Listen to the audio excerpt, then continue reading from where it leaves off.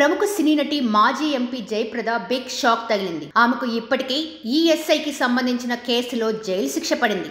తాజాగా మరో కేసులో నాన్ బైలబుల్ వారెంట్ జారీ అయింది. 2019 లోక్సభ ఎన్నికల సమయంలో నియమావళిని ఉల్లంఘించినందుకు గాను ఆమెపై 2 కేసులు నమోదయ్యాయి. ఈ కేసులో భాగంగా ఆమెను అరెస్టు చేసి కోర్టులో హాజరుపరచాలంటూ రాంపూర్ జిల్లా ఎస్పీకి ప్రజాప్రతినిధుల కోర్టు ఆదేశాలు జారీ చేసింది. 2019 ఎన్నికల్లో రాంపూర్ నుంచి జయప్రద పోటీ చేశారు. ఈ క్రమంలో ఎన్నికల నియమావళిని ఉల్లంఘించారంటూ ఆమెపై కేసులు నమోదయ్యాయి. ఈ కేసుల విచారణ ప్రజాప్రతినిధుల కోర్టులో సాగుతుంది. ఈ విచారణలో భాగంగా అనేక సార్లు నోటీసులు జారీ చేసినా ఆమె స్పందించలేదు. దీంతో కోర్టు నాన్ బెయిలబుల్ వారెంట్ జారీ చేసింది. అంతకు ముందు కూడా నాన్ బెయిలబుల్ వారెంట్ జారీ చేసి ఆమెను అరెస్టు చేయాలని కోర్టు ఆదేశించింది. కానీ ఇప్పటి వరకు 7 సార్లు వారెంట్ జారీ చేసినా పోలీసులు అరెస్టు చేయలేదని ప్రభుత్వ న్యాయవాది తెలిపారు. దీంతో ఆమెను అరెస్టు చేసి కోర్టులో హాజరుపరచాలంటూ రాంపూర్ ఎస్పీని ఆదేశిస్తూ ఈ కేసు తదుపరి విచారణను ఈ నెల 27వ తేదీ వాయిదా వేసింది.